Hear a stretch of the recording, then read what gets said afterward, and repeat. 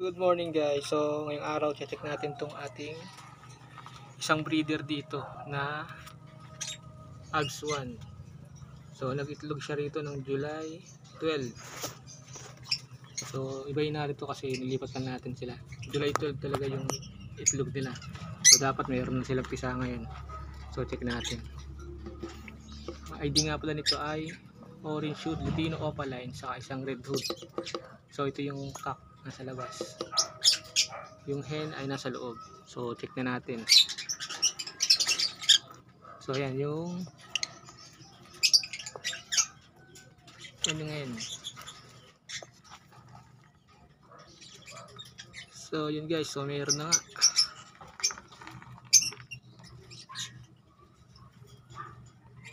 May dalawang akay na, pares pang visual na Lutino.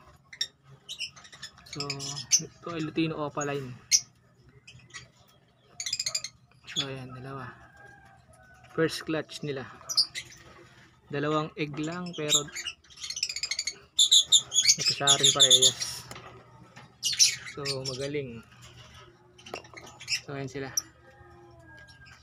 First clutch. Dalawang itlog lang yung itlog pero parehas napisa.